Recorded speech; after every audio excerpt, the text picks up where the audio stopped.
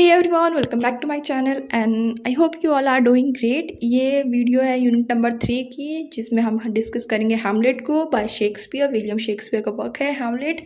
बहुत ही अच्छा वर्क है इनका। ओथेलो भी बहुत अच्छा है। खैर, जिसने हैमलेट नहीं पढ़ी है but still they want to learn it a bit, तो उनके लिए एक प्लस पॉइंट है कि हैमलेट के ऊपर हैदर मूवी बनी हुई है बॉलीवुड में। आई डोंट नो कैसी है, बट मैंने सुना हुआ है कि बनी हुई है, अडेप्टेशन है इसका, तो यू कैन वॉच इट। अगर आपको चाहिए तो आप देख सकते हैं।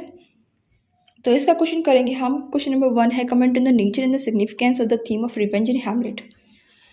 How do the various characters in the play respond to the issue of revenge. इसमें आपको क्या बताना है, नेचर और सिग्निफिकेंस बताना है थीम ऑफ रिवेंज का, कि रिवेंज का थीम ज़रूरी क्यों है। अब देखिए, ये एक ट्रेजेडी है, ठीक है। अब ट्रेजेडी में कुछ ना कुछ तो ट्रेजिक होगा ही। और अगर मैं बोलूँ हैमलेट में, अगर इसमें रिवेंज ना हो, अगर जो हैमलेट है वो क्लॉडियस से रिवेंज ना लेना चाहे, उसका रिवेंज ना ले, तो मुझे नहीं लगता कि एक रिवेंज ट्रेजेडी होगी या फिर एक ट्रेजेडी भी होगी, क्योंकि फिर कुछ होगा ही नहीं, कुछ भी नेगेटिव नहीं होगा। तो आपको पता है कि सिग्निफिकेंस थीम ऑफ रिवेंज का यही है कि रिवेंज का जो थीम है वही सारे एक्शंस को कहीं ना कहीं पुशअप करता है कि हाँ, ये वाला एक्शन होना चाहिए, ये वाला एक्शन होना चाहिए, अदरवाइज वो कुछ भी नहीं होगा। अगर रिवेंज नहीं है तो कुछ भी नहीं होगा, राइट। और आपको बताना है कि how do the various characters in the play respond to the issue of revenge. अब रिवेंज में भी इसमें डिफरेंट काइंड ऑफ रिवेंज है, जैसे कि हैमलेट का रिवेंज अपने अंकल की टूवर्ड्स में, ठीक है। और इसके जो अंकल हैं वो रिवेंज नहीं लेते हैं, पर वो कहीं ना कहीं उनका जो डीड होता है, मतलब हैमलेट को मरवाने का, कि उसे बाहर भेज रहे होते हैं। खैर, वो तो टोटली ऑफसाइड है। अब इसकी जो लवर थी और फेल क्या, उसके जो फादर की डेथ हो जाती है, वो हैमलेट उसे गलती से स्टैप कर देता है, तो उसका ब्रदर और फेलियर का ब्रदर जो है वो रिवेंज लेना चाहता है हैमलेट से। तो ऐसे ही इसमें अलग अलग कैरेक्टर हैं, वो एक दूसरे से रिवेंज लेना चाहते हैं। तो ये आपको इसमें बताना है कि कैसे डिफरेंट काइंड ऑफ जो कैरेक्टर्स हैं in the play, how they are responding to the issue of revenge. And question number 2 है, इसमें हैमलेट का सॉलिलॉक्यू का कॉन्ट्रीब्यूशन बताना है। अब पहली बात तो यही आ जाती है कि सॉलिलॉक्यू क्या होता है। एक ऐसा जैसे कि आपने सीरियल्स देखा होगा, सीरियल्स में क्या होता है कि जो कैरेक्टर है कभी कभी दिखाते हैं वो अंदर ही अंदर कोई चाल चल रहे होते हैं, सोच रहे होते हैं, है ना, कुछ भी सोच रहे होते हैं, मुंडी घुमा घुमा के, हाँ ऐसा करेंगे वैसा करेंगे। अब क्या है, वो बोल नहीं रहे हैं, they are not speaking in front of public. ना वो बोलते हैं, ना वो किसी को भी सुनाई नहीं दे रहा है उस सीरियल के अंदर, लेकिन एज अ ऑडियंस हमें पता है कि वो क्या सोच रहा है, क्यों सोच रहा है, और क्यों पता है हमें, क्योंकि वो जो सोच रहा है वो सुनाई दे रहा है हमें। तो इसी तरीके से सॉलिलोक्यू होती है, जिसे कोई नहीं सुन पाता, सिर्फ कैरेक्टर अपने मन में सोचता है। अगर ऐसा ना हो तो ऑडियंस जो उस टाइम पे प्ले या ट्रेजेडी देखने जाती थी, ड्रामा देखने जाती थी, उन्हें कैसे पता चलेगा कि उसके माइंड में क्या चल रहा है। सेम टू सेम सीरियल वाली कहानी है कि अंदर ही अंदर कोई ना कुछ सोचता रहता है, चाल चलता रहता है, पता नहीं क्या क्या करते रहता है, प्लॉट बनाते रहते हैं। उनकी तो खैर अलग ही कहानी है। तो आपको उसका कॉन्ट्रीब्यूशन देना है, उसके ज़रिए जो उसकी सॉलिलोक्यू है, उसी के ज़रिए कहीं ना कहीं वो अपने फाइनल कंक्लूजन पे पहुंचता है जब भी वो कुछ करना चाहता है। जैसे कि उसकी बहुत ही फेमस लाइन है, टू बी और नॉट टू बी।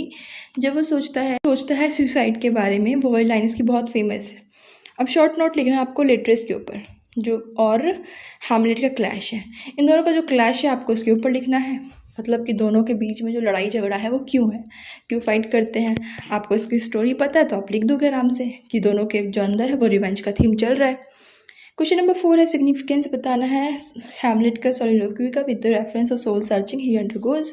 जैसे कि मैंने बताया, सोल सर्चिंग का मतलब कि उसके थ्रू ही वो कहीं ना कहीं अपने फाइनल कंक्लूजन पे पहुंचता है, सोचने के ज़रिए ही। उसकी जो स्पीच है, जो इनर कॉन्शियसनेस जो वो बोल रहा होता है, जो सिर्फ जनता को सुनाई देता है, हमें सुनाई देता है, और कैरेक्टर्स को सुनाई नहीं देता है, तो उसका आपको यहाँ पे बताना है उसका सिग्निफिकेंस क्या है।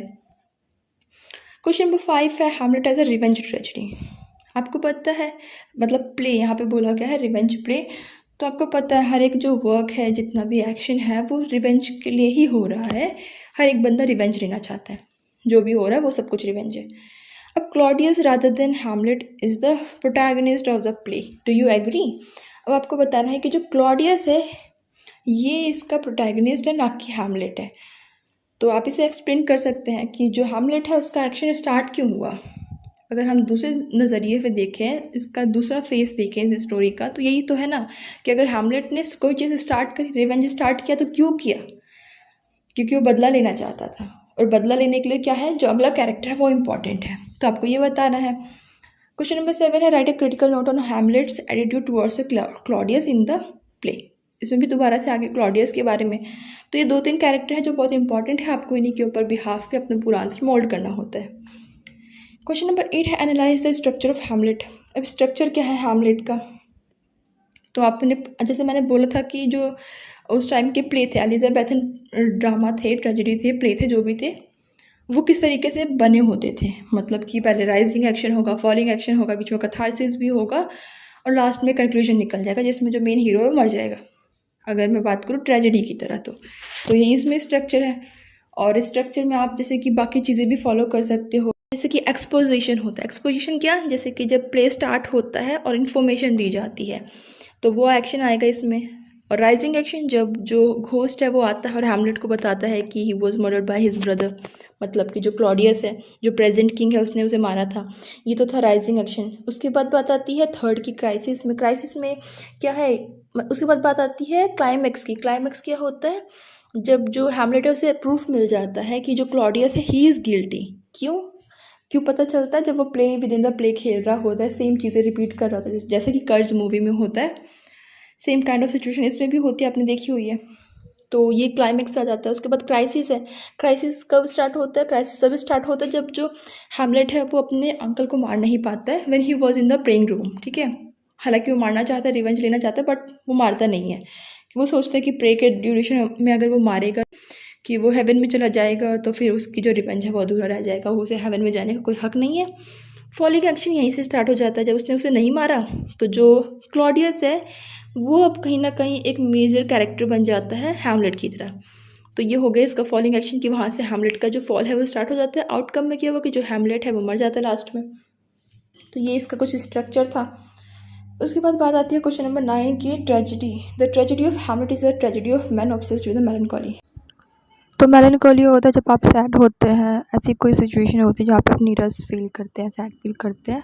तो आपको बताना है कि हैमलेट की कंडीशन कैसे है। तो जब आपने प्ले को पढ़ा था तब आपको पता होगा कि हैमलेट स्टार्टिंग में दिखा रखा है बहुत ज़्यादा से मेलनकॉली की सिचुएशन में होता है। स्टार्टिंग में भी उदास सा घूम रहा होता है, घोस्ट बता देता है, उसके बाद भी उदास घूम रहा होता है। और फिर से वो प्यार करता है बट स्टिल वो वैसे निराश टाइप में घूमता ही रहता है, बदला लेना चाहता है बट स्टिल वो मेलनकॉली में है। तो आपको ये चीज़ यहाँ पर लिखनी होती है, क्वेश्चन में लिखना है आपको। क्वेश्चन नंबर 10 है, इसमें आपको बताना है significance of play with in the play. अब ये क्वेश्चन इंपॉर्टेंट है और ये वाला क्वेश्चन अ मिडसमर नाइट ड्रीम में भी आता है, क्योंकि उसमें भी play with in the play होता है, राइट। तो इसमें सिग्निफिकेंस क्या है कि जो play with in the play है वही उसी के थ्रू जो हैमलेट उसे पता चलता है that his uncle Claudius is guilty, कि उसके जो फादर की डेथ हुई है उसने उसे मारा है, उसी के ज़रिए से पता चलता है। जैसे कि आपने कर्ज मूवी देखी, जब जो हीरो है वो पूरा सीन दोबारा से रिपीट करता है स्टेज पे, तो जो लड़की है जो कि मेन मर्डरर होती है, जो मारती है, उसके रिएक्शन के थ्रू पता चलता है कि हाँ वो चीज़ें उसी ने करी थी, उसके फेस पे चीज़ें दिखती हैं। तो सेम चीज़ यहाँ पर भी होती है कि play with in the play जो है वो एक चीज़ कन्फर्म कर देता है कि क्लॉडियस ही जो है, कि जो क्लॉडियस है वही असली मर्डरर है, उसी ने उसके फादर को मारा है। क्योंकि अभी तक कोई कंफर्मेशन नहीं थी, ऐसा नहीं था कि उसे पता था। एक घोस्ट ने आके बोला था, हो सकता है घोस्ट झूठ बोल रहा हो सकता है वो घोस्ट उसके फादर का ही ना हो। तो इन चीज़ों को कंफर्म करने के लिए उसने ये प्ले किया था टोटल। तो यहाँ पर जो हैमलेट है उसका क्वेश्चन ख़त्म होता है। हैमलेट का बहुत इंटरेस्टिंग है, जैसे कि आपको कोई 4 करने होते हैं आउट ऑफ 5 और 6 आई थिंक, तो उनमें से आपको कोई सिर्फ 4 क्वेश्चन अटैम्प्ट करने होते हैं। आप कोई 2-3 अच्छे से कर लीजिए, जैसे कि आप हैमलेट कर लीजिए, फास्टेस्ट कर लीजिए और मर्डर इन द कैथेड्रल कर लीजिए। और वेटिंग फॉर गोडो भी इजी है क्योंकि उसमें से 2 ही 3 क्वेश्चन आते हैं, मतलब कि थिएटर ऑफ एब्सर्ड क्या है, या फिर जो बैकेट है उन्होंने जो बाकी का स्ट्रक्चर था उसे छोड़ के एक नए तरीके से अपने वर्क को लिखा है। तो I will see in the next video, till then take care, bye bye.